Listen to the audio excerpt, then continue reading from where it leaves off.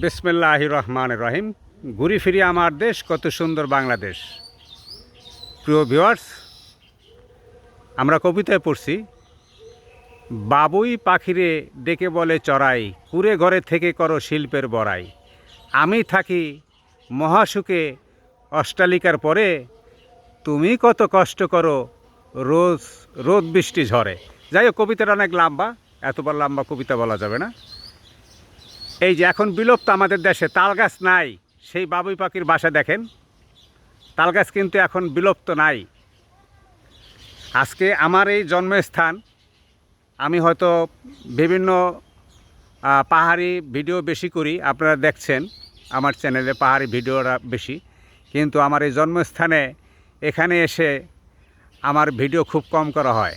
তো বোনের বাড়িতে আসলাম বোনকে দেখতে, তাই এই গাছটায় দেখলাম। এই যে এই গাছটা কিন্তু বেশি দিন হয় নাই, মানে আমরা যে গাছ দেখছিলাম এখানে যে ভিটা ছিল, এখানে একটা জঙ্গল ছিল, না হলেও খেজুর গাছ ছিল 200। সেই খেজুর গাছগুলি কেটে দেখেন এখন যাদের জায়গা আছে, জায়গা আগে যখন ছিল যাদের তাদেরই আছে, এখন রেন্ডি চামরুল পরিবেশ দূষিত করে। আর শুধু আমাদের দেশীয় গাছে একটা কড়ই গাছ দেখা যাচ্ছে, একটা কড়ই গাছ আছে। আর এখানে এই যে দুইটা, এটা তো তালের, এটা বাঁশ দিয়া তাল গাছটা ওঠে, ওই যে ওখানে হাড়ি আছে, হ্যাঁ হাড়ি বাঁধছে, তালের রস দেয়, রস দিয়ে মিষ্টি তৈরি করে। তো এটা দেখে আর লোভ সামলাতে পারলাম না, এই জন্যে আপনাদের সামনে নিয়ে হাজির হইলাম। তো দেখেন এই যে কিচির মিচির বাবুই পাখির শব্দ, এই ফলস গাছ যদি আমরা লাগাই, হয়তো বলতে পারেন সামাজিক কারণে, রাজনৈতিক কারণে, তারপরে শেষে মানুষের জৈবিক চাহিদার কারণে, জনসংখ্যা বেড়ে যাওয়ার কারণে হয়তো ভৌগোলিক চিত্র পরিবর্তন হয়ে গেছে গা। তো এই জন্যে হয়তো আগের সেই গাছগুলি নাই। তারপরে এখন আমাদের যদি মন মানসিকতা থাকে, তাহলে সে আগের পরিবেশ ফিরায় নিয়ে আসা যায়। আর এই যে একটা দেখেন শিমুল গাছ, এই বড় গাছটা কিন্তু শিমুল গাছ, এটা কোনো রেন্ডি না, এটা হচ্ছে কড়ই গাছ, এটা শিমুল গাছ। আর এই খেজুর গাছ আছে, যেখানে একটা মরা ওই যে দুইটা খেজুর আছে এটার উপরে। আর সব এদিকে চতুর্পাশে যা দেখি সব চামরুল রেন্ডি।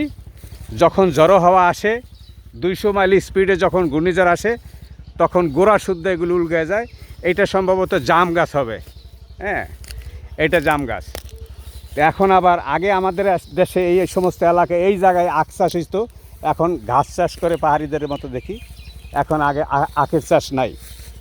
তা আসুন, যেভাবে ক্লাইমেট চেঞ্জ হইতেছে, আমরা দ্রুত বর্ধনশীল গাছ না লাগাইয়ে ফলস গাছ লাগাই, জাম গাছ, আম গাছ, লেচু গাছ, এই ধরনের তাল গাছ, খেজুর গাছ, এগুলি রোপণ করি এবং আবার সেই সুজলা সুফলা বাংলাদেশকে ফিরাই নিয়ে আসি। এখানে আমরা সন্ধ্যার পরে আইসা খেজুর গাছ থেকে রস পেরে খেতাম শীতের দিনে, এখন সেই খেজুর গাছ নাই। এই যে শুধু একটা, এটাও বেশি দিন হয় নাই সম্ভবত, এই যে শিমুল গাছটা।